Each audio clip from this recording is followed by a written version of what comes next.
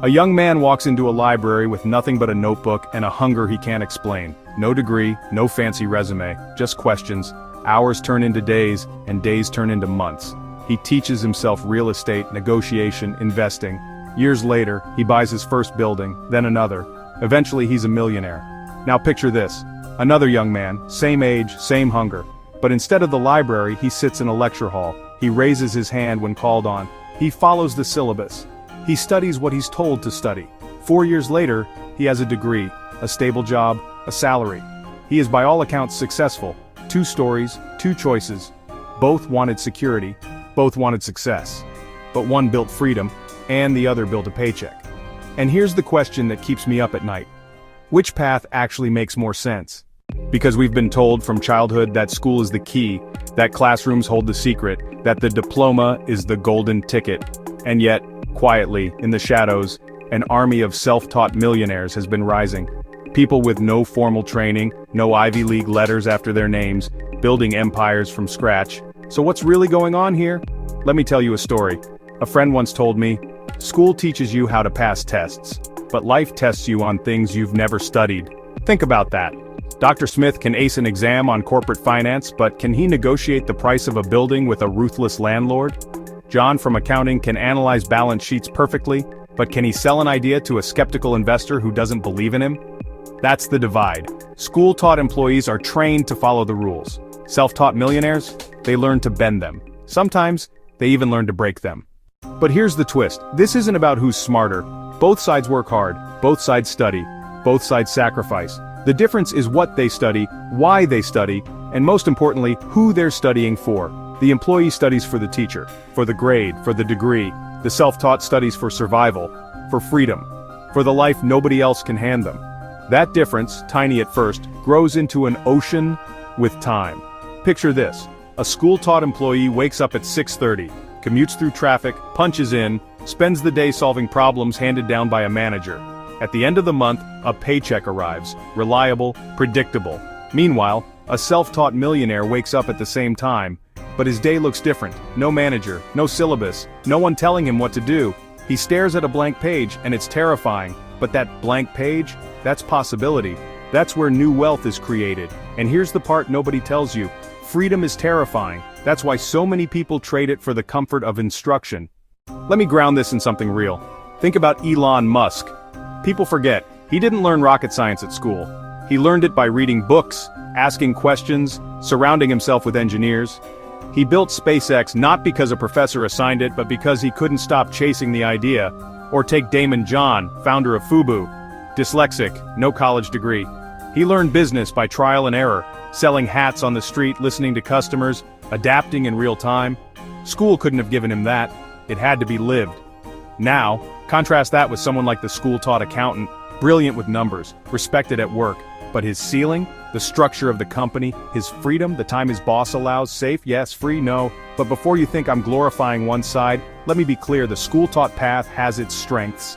Security, structure, predictability, there's nothing wrong with that.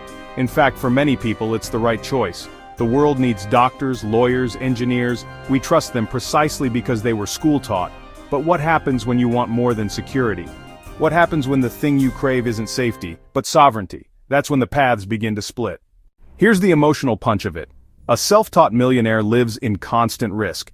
He wakes up with fear in his gut. What if this investment fails? What if this deal collapses? Nobody's protecting him. Nobody's promising a paycheck.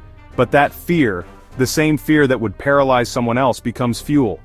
A school-taught employee lives with a different kind of fear. What if the company downsizes? What if AI takes my job? What if, after all these years, my degree isn't enough? His security isn't really security, it's borrowed safety dependent on forces he can't control. One man fights dragons in the open, the other prays the castle walls will hold. Both are afraid, both are human, but only one gets to choose the battlefield. Now let me tell you about Sarah. Sarah grew up with nothing, couldn't afford college. While her friends were sitting in lecture halls, she was working 2 jobs. But every night she came home, opened her laptop and studied. Marketing, design, sales, not for grades, not for professors, for survival. By 25 she'd built her own online store.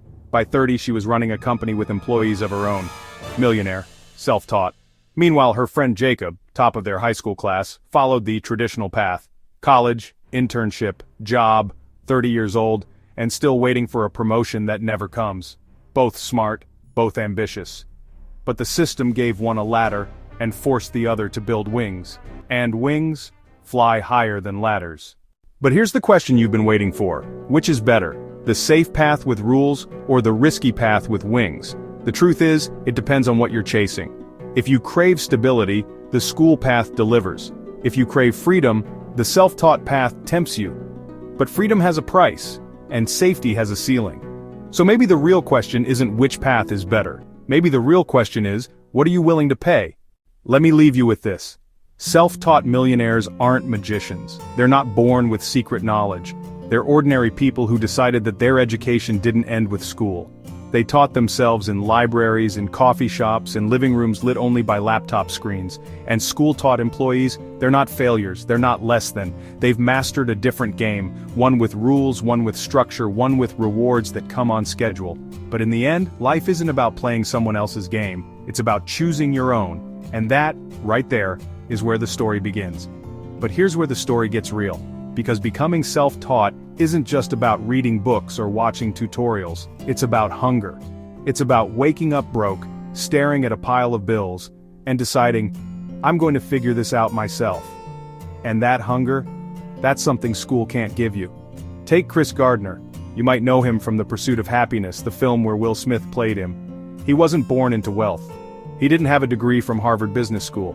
What he had was desperation, homeless, sleeping in subway bathrooms with his son. He taught himself the language of finance by hustling for a chance at an internship that didn't even guarantee pay. But what he did next changes everything. Instead of waiting for permission, Gardner taught himself the ropes. He outworked every school-taught intern in the office. He studied after hours. He asked questions others were too proud to ask. And that persistence turned into a brokerage firm worth millions. Now contrast that with a school-taught employee. Let's call him Daniel. Daniel studied hard, top of his class, master's degree in business administration. He walks into his first corporate job polished, prepared, and confident. And for years, Daniel climbed steadily. Promotions, raises, a corner office with a view. But then, one day, his company merges. The role he spent a decade building? Eliminated. Daniel's degree, his grades, his years of loyalty, they don't protect him. He's forced back to square one. Security versus fragility. Wings versus ladders. Here's the thing nobody tells you. The turning point for self-taught millionaires isn't knowledge, it's adaptability. School says, follow the syllabus. Life says, tear up the syllabus. And that's why so many self-taught entrepreneurs thrive. They're forced to solve problems nobody gave them instructions for. Imagine this. You're building a house. The school-taught employee waits for the blueprint. The self-taught millionaire? He grabs a hammer and starts experimenting. It's messy, it's painful, walls collapse. But after enough collapses, he knows how to build without waiting for permission. And when the storm hits, who survives? The one who memorized the manual, or the one who learned by building, breaking, and rebuilding? Let's talk habits. One of the most powerful habits self-taught millionaires share is obsession with practice.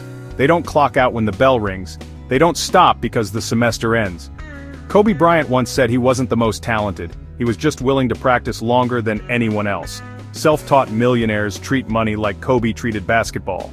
They live in the gym. Meanwhile, the school system runs on deadlines. You study until the test. You write the paper until it's graded.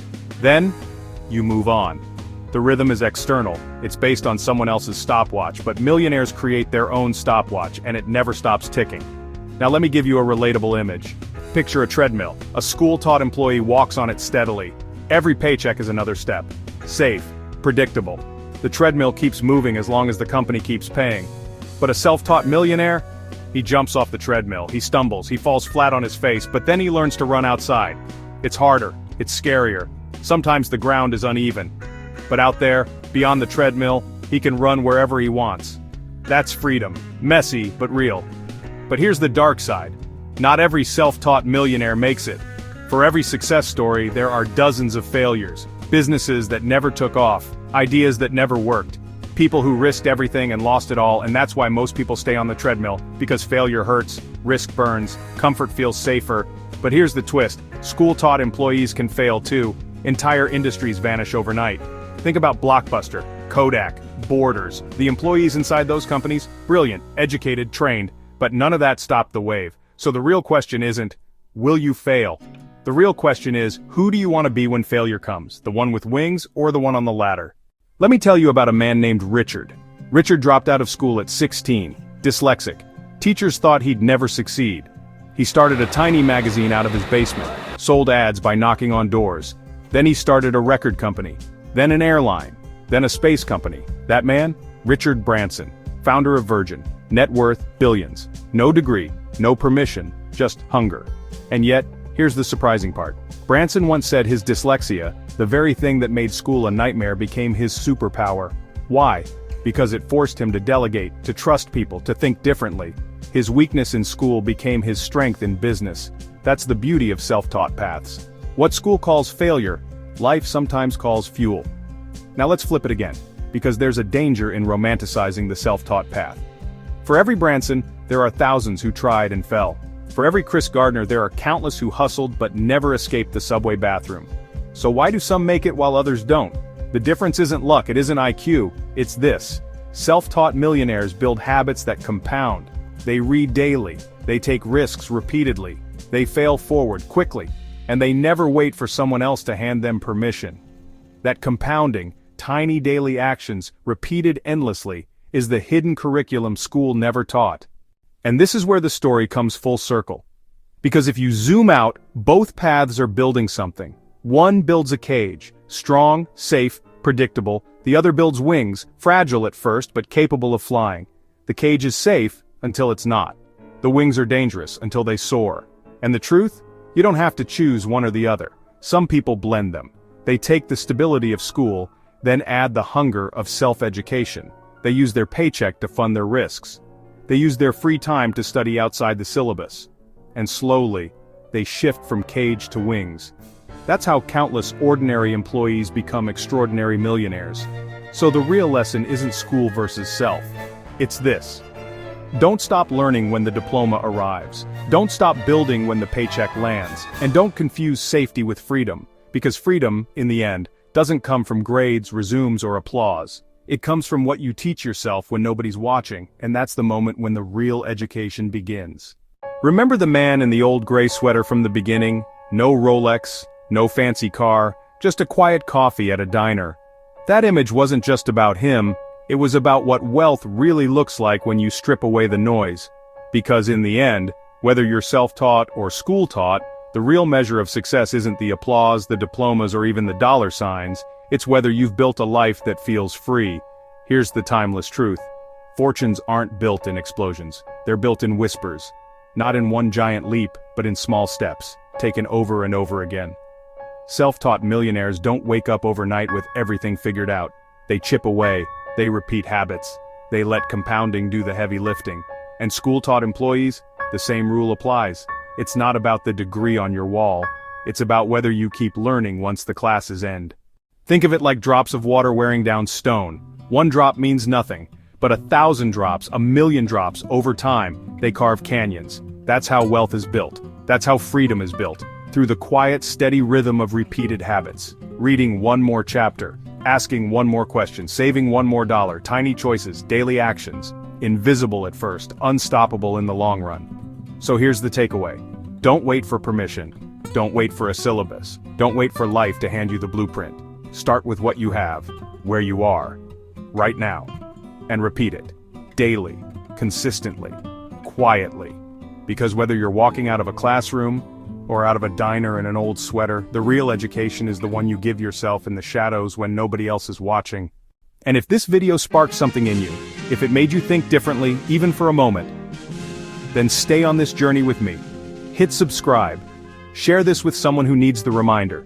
Not because it helps me, but because it keeps you surrounded by ideas that stretch you, challenge you, remind you that freedom is possible. This isn't the end of the story, it's just the next chapter. So keep learning, keep building, and never stop writing your own script.